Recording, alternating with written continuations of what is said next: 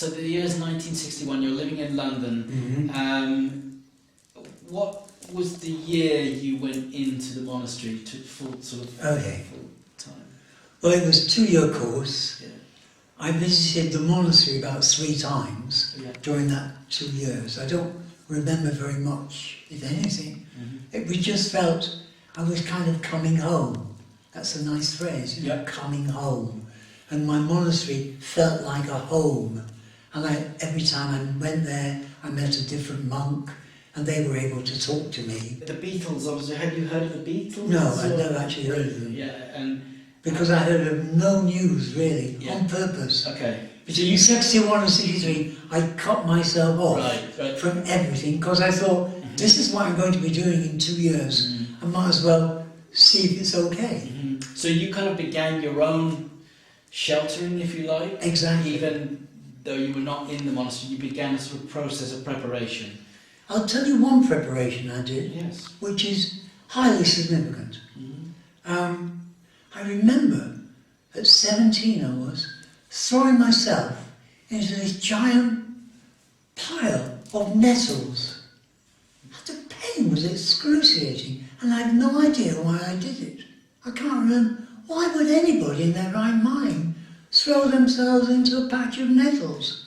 I don't know why I did it, but that's the kind. I got a masochistic streak in me. That's what it is. Yeah, you said that. Certainly not a sadist. Wow. Yeah. So not a sadist, but you. I liked. There's a lovely phrase in Chinese called "closed fist yang," which is non-sexual, hard, determined, not aggressive, but determined, and that was me. I was closed fist yang. Or one part of you. One part of me, yeah. I'd never discovered the yin part of me at all, not for many years. Okay. Tell us the exact day you went into the monastery for, well, I want to say good, but it wasn't for good, but what you felt was going to be a long, long time, possibly life. What was the day?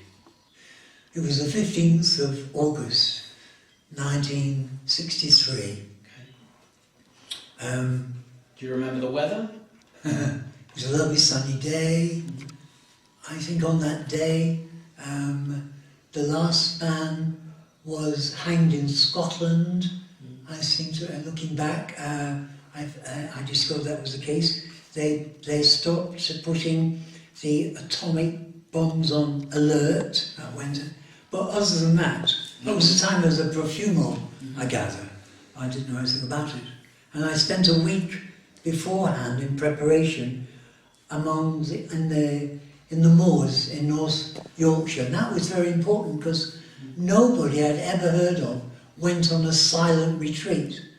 So I thought, I better try this out, see if I can do it. So I went and got a tent, enough food for a week, and slept under the stars, and experienced demons inside myself, which was very interesting. Wow. Got a dark side inside. It's like Christ in the desert. Yes, temptations.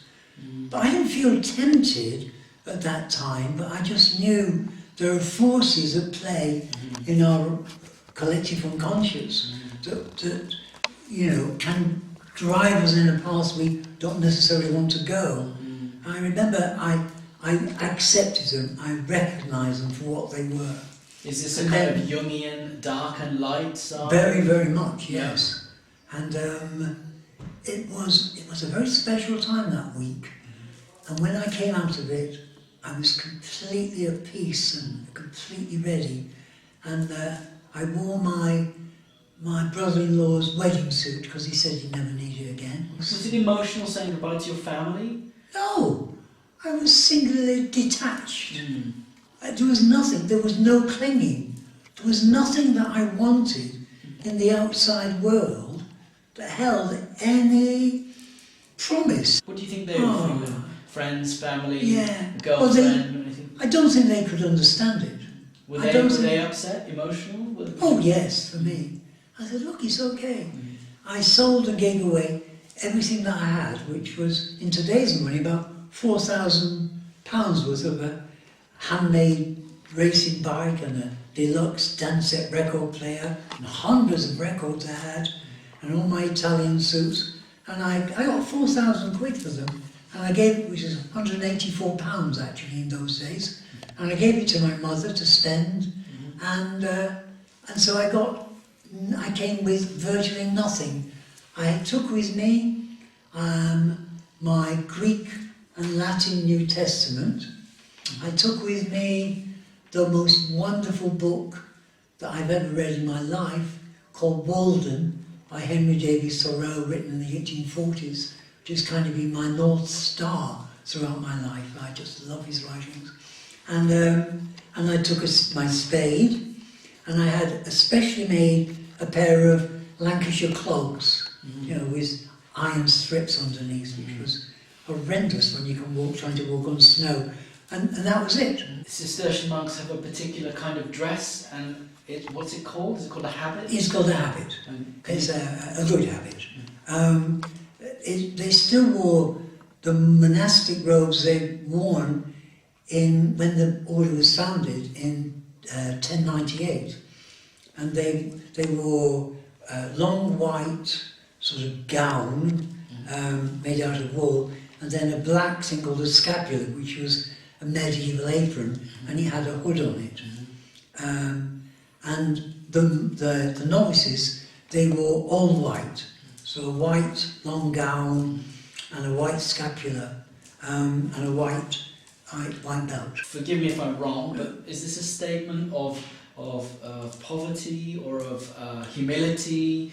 What is the purpose of the dress code, of the habit? First of all, you get rid of all your finery, because you can go back, say, to monks in the 13th, 14th centuries. They just left it all behind. And then, what's so wonderful, I love this, there is no my this, my that. So what came in as my books suddenly became our books. Our underpants, not my underpants, even my toothbrush, we had to say our toothbrush. Nobody else used it. But everything, you owned nothing. I think Francis of Assisi said, if I own a penny, I need an army to protect it. So if you have nothing, nobody can take from you. And that's an enormous sense of freedom you get from that, because you've nothing to fear. Do you take a vow of poverty, or is this a myth? Yes?